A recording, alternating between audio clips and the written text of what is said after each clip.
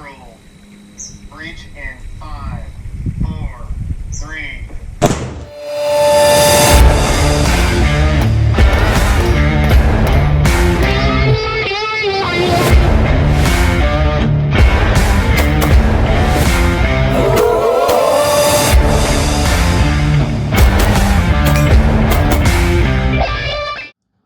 What's up, guys? It's Uncle Freedom coming to you on a glorious and well-deserved day off, and today I thought we'd take a look at a few of my favorite powders. This video is designed to go hand in hand with the video I released just before this one, which is hand loading right for you? Some hard truths, some facts about what it actually means and costs to hand load. But I figured we'd take a look at some of my favorite powders.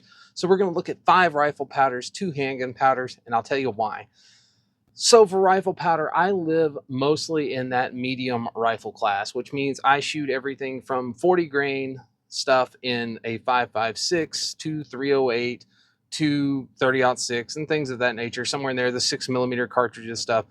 But I live in that world mainly. There are some outliers, 338 Lapua Magnum and stuff like that, 300 Win Mag, where I will shoot a heavier case and more powder, but I don't do that nearly as often as I shoot 6.5, 308, and things of that nature. So my powder influences, the stuff that I really enjoy, kind of lives in that world. So if we talk about it, we'll look at my 5 rifle powders first. And the first one up for me is Tack. So Ramshot Tack is a fantastic powder. I can load everything from my 55 grain stuff and, 5.56, 52s and stuff to my heavyweight 77s for match loadings, all the way into 308, 30-06. I can have a blast with that. I can load a ton of different cartridges using just that kind of powder. So if I'm getting into reloading for the first time and I'm looking at rifles for my standard battle rifle calibers, that's probably one I'm going to take a look at, and that is the Ramshot Tack. Next up from there is going to be Alliant Powder's Reloder 15. Now, Reloder 15, again, lives in that same world. We're talking about stuff that functions in that medium rifle, so battle rifle calibers and stuff like that. That's what we're looking at for that powder. It is incredibly accurate, and it's actually pretty efficient and economical for how much powder it takes to create the result you want. So next up from there is everybody's favorite Varget, and I have seen this on the shelf a lot recently. It is an extruded powder. It is one of the most temperature insensitive, controllable, accurate powders out there. Now, this used to set you back about $33 per pound of powder. This is more closer to $46 or $47 per pound of powder, but we're talking about max charge weights closer to 25 grains when we start talking about shooting a match load for 5.56, in that 45-ish grains area to 50 grains for 308, slightly over that for 30-06.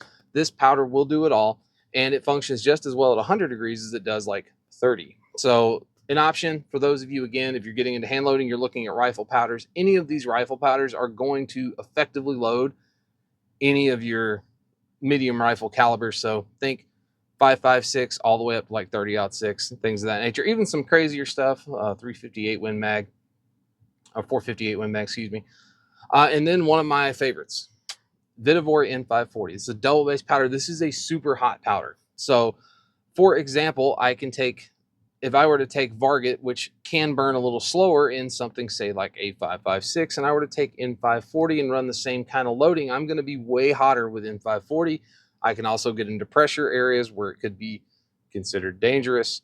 But it's an excellent powder. It's very clean. It's very consistent. It's very accurate. No matter what I've put it through, it's always been accurate. It's always worked. And I can, again, load that huge family of cartridges that is the medium rifle.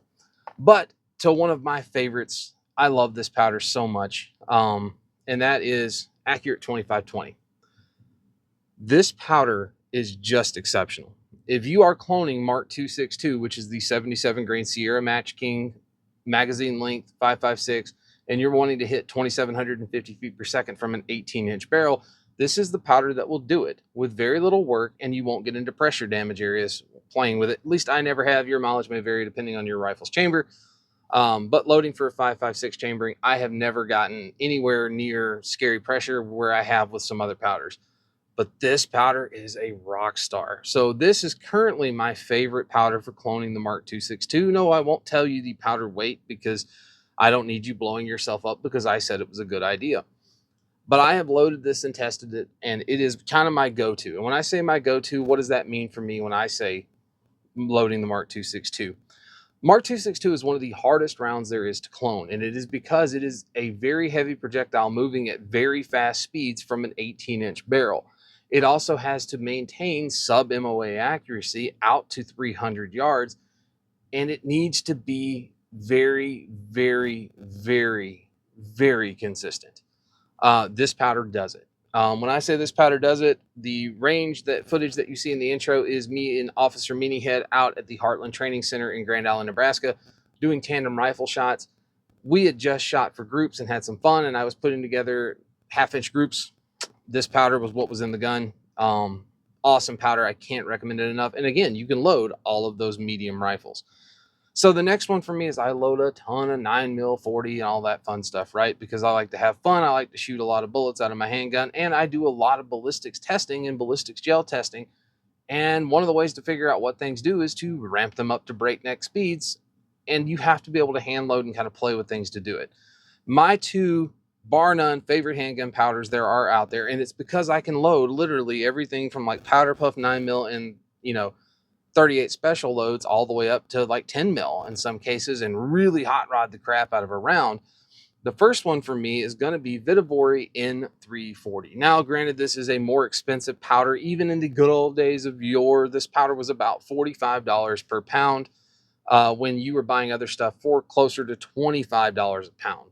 Now, when we start talking about handguns, buying a pound of powder for a handgun is a lot of loads for a handgun, close to 1,000 rounds in a handgun. You have to think something like N540, even if you used 7 grains of powder per round, which is hot, that is still 1,000 rounds. So 1 pound of powder is 7,000 grains of powder. If you use 7 grains, that is 1,000 rounds you get to load out of 1 pound. So a pound of powder does in fact go a very long way out of a standard pistol round, whereas something like the 7,000 grains in here, 25-ish grains for a 5.56, but you can get 50 grains when you start talking about, shooting for, 308 loads and stuff like that. You'll see 200 plus 250-ish rounds per pound of powder for an AR style stuff with 5.56, but you may only see 100 rounds to 140 rounds per 308 and stuff. Something to keep in mind, some of that economics of hand loading, if you will. But bar none, one of my favorite pistol powders I use is the Hodgdon CFE Pistol. This stuff is a gold mine. I can load every handgun round with this. I can have a great time. There is some subsonic data for rifle out there. I will not share that, but you can do some weird stuff with this. But this powder is fantastic. 1 pound powder. This stuff was about $26 pre-ammo apocalypse of 2020, but it's probably one of my favorite powders. And I'll give you an example of why, some of that economics of hand loading, if you will. So 9mm, we can all agree that in the early part of 2020 was really inexpensive to shoot. We were going to the range and spending between 14 and 17 cents a round for brass cased ammo, and we were having a damn good time doing it. Here's where it got weird though back in the day. When you shoot 9mm, if you're shooting range ammo, we buy a lot of bullets at a time. Like I said, it behooves you to buy at a minimum 500, but it's better if you can buy 2,000 or 3,000 projectiles at a time. You've already got all the brass you'll ever need. You don't have to do case trimming and stuff on 9mm. All you do is deep prime and resize, tumble that stuff and get it clean, and then you go in and reprime it. And I would sit down and reprime 500 or 1,000 at a time. Just a brick of primers by hand. I'd dump them in a box. And I would have just a bucket of prime 9mm. And in fact, I still have buckets of prime 9mm. And then I would take that stuff and then I would auto throw, or depending on how accurate I was trying to be with what I was loading. If I was just loading range, I was good with a 0.3 grain variant. It wasn't going to be too low on the low end. It was never going to be too hot on the high end. Just throw powder charges, do 100 rounds, and then literally flare, dump, put the bullet in, seat the bullet, taper crimp, pop the round. Now you've got the round. Highly efficient to do it that way if you're doing 9mm, for example. But I will give you some example of real numbers that I had for loading 9mm for range ammo to go out and train. So back in the good old days of yore, when we were paying roughly between 14 and 17 cents a round, and people talked about loading 9mm just wasn't worth the time and hassle because of the work you do have to do, like depriming, cleaning, and repriming that ammo, that brass. Back then, yeah, there was an argument for that. But if you were smart, you bought lots of factory ammo, you shot lots of factory ammo, and you had lots of brass that you were steadily priming as you needed it. And I could load 9mm ammo on the cheap side of stuff if I bought all of my things in bulk and I was using brass left over from previous range days. I was paying about 4 cents a bullet, 2 cents per primer, and about 2 cents per powder that would go into that bullet, sometimes as low as like 1.4 cents per powder. So we were looking at somewhere between 7 and 8 cents per round to load 9mm ammo to go train at the range. Now, if you bought and kept all this stuff and you had a good stockpile before, you can still do that. But even at today's prices, I can buy 500 projectiles of 9mm for about $30. So, you know, not as cheap by any stretch of the word, but still 500 projectiles for about 30 bucks. I'm going to spend about 3 cents per thing of powder because I can still buy this powder right now for about $30 a pound. And primers, if you can get lucky and find them, you can get them for about 4 cents per round. So you would now spend roughly 10 cents per round to load 9mm, but 9mm is now closer to 20 to 22 cents a round. So you're still saving money. That economics of hand loading, if you will, and where it becomes effective to do so. So for 9mm loading your 40, your 9mm, your 38 super, loading 9mm major, if you're one of those guys, a good economical powder like this that produces great power for very low volume weight inside of your handgun. It's very consistent, doesn't cause malfunctions. I can tailor it up, tailor it down, load defensive loads, hot rod loads, plus P loads. I can do it all with CFE Pistol. I can load some real hot rod stuff with 340. And it's the same deal, that economics of reloading, if you will, where that money comes into play. You know, that great example from the other video of loading Mark 262, it's $1.20 a round. If I buy it, I can make it even in today's money for 98 cents a round. And that is using brand new brass. So when I say 98 cents a round using brand new brass, if you've got a stockpile of sorted by head stamp Lake City brass that you bought recently and you've got 200 of there, you could actually remove 33 cents. So instead of shooting for 98 cents, you would actually be shooting for 65 cents per round to load Mark 262. And if I was reloading ammo and brass that I had with the good old stuff here, I'm actually looking at about 41 cents per round to load Mark 262. That's a 77 grain Sierra Match King, loaded up kind of hot rod with something like Accurate 2520, doing 2,750 feet per second out of an 18-inch barrel, and holding sub half MOA accuracy out of one of my guns. You can do this and save money, but you have to be smart about it. I always collect my brass. I always police my brass. If I am shooting in a match of some kind, I will typically have a brass catcher mounted onto my rifle so that I don't lose any of my brass and I don't have to go look for it. I'll take it. If I shoot 500 rounds, I have 500 pieces of brass that I know are, I don't have a crimp or anything in that. I come home, I throw them in the tumbler, I get them out of the tumbler, I go through and size and deprime them all. I check their dimensions and their links real quick with a caliper. If they need to be trimmed, I trim them down. A lot of times what I'll do is I have a die for trimming. I'll just take them and I'll trim, chamfer and deburr all 500 at a time. I'll go back upstairs and I'll reprime all of them, come back down and do it. And I can get as much as 5 firings per piece of brass. So your initial investment, if you did it, you would spend 30 cents per case to get started. But if you can load that 5 times, that means you're basically paying 6 cents per case to reload that over the life of that ammo. So food for thought, guys, economics of reloading and where the money actually is. But these are some of my favorite powders. Again, we're talking Ramshot, Tack. And like I said, this is that good old world of we're talking 5.56 to 30-06 and everything in between. What can you do with this? If you want to load a bunch of stuff and you can only get 1 8-pound jug of powder, odds are you're going to be able to do it with Ramshot Tack, Reloder 15, Accurate 2520, Vitavori N540, or the good old standby Hodgdon Varget. If you want to do some handgun loading for volume plus some defensive loads, you cannot go wrong with Vitavori N340 or CFE Pistol. If you're new to the game and you want to know more about what we're going to do and how it's going to work, I will tell you right now, go buy you a good reloading manual. This is the Hornady Bible. This is the 10th generation. They're on to 11 now.